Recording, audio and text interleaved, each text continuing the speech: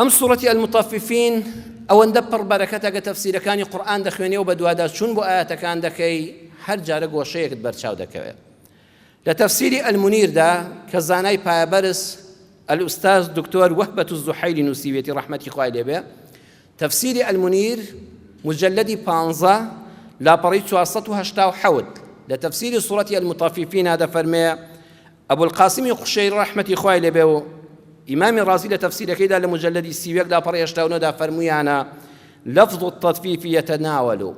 وشيء المطففين لو جهنم لو السيتي جهنم لقرشي بوجدان كان أم كسان بريان دكوه خوابنا ماندا يكميان الوزن والكيل هكذا أهلي ترازو كرينو فروشتن به أبي أقايل أخوي به بەخوا لەو دوکاندارەوە دەست پێ دەکا کاتێک کەسەی دەکەی میوەکە ئەوەی لە لای سەرەوەیەتی چەند جوان ڕازاندوویەتیەوە بەڵام ڕزیوەکەی خسۆتە ژێرەوە هەر میوەیەک لە سێوێکەوە لە هەنارێکەوە لە قۆخێکەوە سەیەکی بنەکەی ڕزیوە ئەو هاتووە لا جوانەکەی بۆ تۆ داناوە کە دەچیتەوە ماڵەوە دەبێت نیوەی فڕێدەی حەقی تەواوی خۆشی لێ وەرگرتووی بە میوەی جوان پێی فرۆشتووی بۆیە 3000 لێ وەرگرتووی کە گوایە زۆر جوانە ئەنە تۆ بە 1500 ئەوە نەدەویست هەر لەو میوە فرۆشەوە دەیگرێتەوە هەتا ئەوەی عقارات و نووسینگەی خان و بەرەو زەوی هەیە تا خانوویەک و زەویەک بەسەر داماوێکە ساغ دەکاتەوە تا خانوەکەی پێدەفرۆشێت دینەکەشی لەگەڵا دەفرۆشێ هێندەی سوێندی بە درۆ و چاواشەکاری بۆ دەکا هەر کەسێک کە تەرازوویەکی بەدەستەوە بوو ئەبێ ئاگاداری خۆی بێ. دووەمیان ئیظهار العیب و ئیخفائه ئەو کەسەی کاتێک کە شتێک لە کەسێک دەکڕێت زۆر وردبینانە تەماشای دەکا بچووکترین عیبی لێ دەدۆزێتەوە بەڵام کاتێک کە خۆی شت بە خەڵک دەفرۆشێ هەرچی عیبە دەیشارێتەوە فەنانە لە شاردنەوەی عیبە لە بۆیاغکردنی کەم و کوڕیەکانە و مشتریەکە دەخەڵەتێنێ. سێمیان من لەم یەرضە لأخیه ما یەرضاه لنفسه ئەمایان دەروون دەگرێتەوە کەسێک هەرچی چاکەیە ئاواتی دەخوازێ بۆ خۆی خوا لە هەرچی چاکەیە پێم ببەخشی ئەولادم ساڵحکەی خێزانم بەختەوەرکەی سبحان الله کە دەبینێ ماڵ و منداڵی فڵان کەس بەختەوەرە پێی خۆش نییە سەیرە کە دەبینێ کوڕ و کچی فڵان کەس دەرەجەی وەرگرتووەتەوە نمرەکانی بەرزە ئەم لە ناخەوە پێی ناڕەحەتە ئەوەش وەیل للمطففین دەیگرێتەوە پەنا بەخوا شوقەیەکی لە جەهەنەما گرتووە بەو نێتە پیسەی کاکە بۆ پێت ناخۆشە ئەبوایە شانازی بکەی کە هاو زمان و هاونەتەوەیەکی خۆت هاوشاری و هاوگەڕێک و دراوسەیەکی خۆت سەر بەرزە نمرەکانی بەرز بوون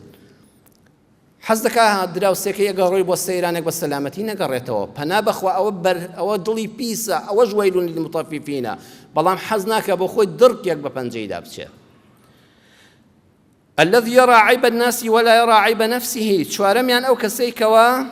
بەردەوام بەدوی عیبی خەڵکا دەگەڕێ بەڵام قەت عیبێکی خۆی ناڵێ هەمیشە خۆی زۆر بە چاک دەزانێ بەڵام لە هەر شوێنێکا دانیشێ باسی دنیات بۆ دەکا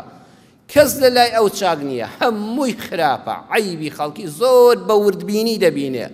بەڵام قەت خۆی پێ خراپ نییە ناڵە خوا ڕەحم بە خۆشمان بکە خۆی وە دەزانێ بیتاقەی بەهەشتەکە لە جیفانی ئایەتی و لعلى علينا شوێنی گرتووە ئەو خەڵکە هەمووی جەهەنەمیە ئەوەش وەیل للمطففین دەیگرێتەوە.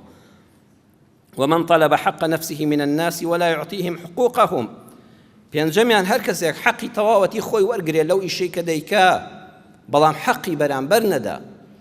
جا لە کرێکارێکەوە کە پێشتر باسمان کرد لەو کرێکاری کە ڕۆژانە کرێکاری دەکا بۆ خاوەنکارێک کرێی تەواوی ڕۆژانەکەی وەرگرتووە بەڵام ئیشەکەی ڕێک و پێک نییە تا ئەو فیتەری کە دەچیتە لای و بە شاگردێکی شەکەت بۆ دەکا و سارەکەت هەڵدەوە شوێنێ وا دەزانە شەریکەی توێتا و نیسان و هۆندا و مارسیدیس و ئەوانە ئەو بڕوانی زیاد بەستون سارت بۆ اینکە نیوەقاپێکی بڕگوی زیاد دەکڕ ئەو پێویست ناکە وازانە ئەو شەریکە بڕگوی لێ زیاد بۆ فەقیرە هەرەوە فڕێداوەتە ناو سارەکەەوە ئەگەر پێویستی نەکردایە چۆن بۆی دەبەستی ئەی بۆ تایەتی تۆ نەتزانیوە یانی هیمالی تێدا کردووە بەخوا وەیل للمطففین بەڕێزم تۆش دەگرێتەوە بۆی نەڵی کاسبی حەڵاڵ دەکەم و هەموو لەشت گوری سوڕۆنە بەڵام دەست بڕی ناڵم هەمویان تیاندا هەیە ئەو دکتۆرەش دەگرێتەوە کە جووتارەکانی پێشوو باسمان کرد کە بەداخەوە قەسابە نەک پزیشک هەر ئەزانێ هەڵدڕێ و پارە وەرگێ دواتر تۆ چی لێدێ ئەوە گرفتی ئەو نییە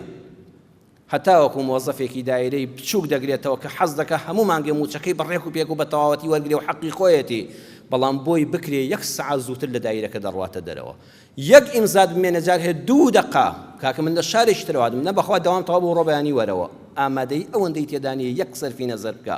2 دقە لە حەقی خۆی پێت بەخشێ بەخوا ئەویش وەیل للمطففین دەیگرێتەوە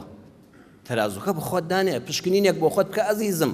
تا دنیایە و ڕۆژگاری ژیان نەپێچراوەتەوە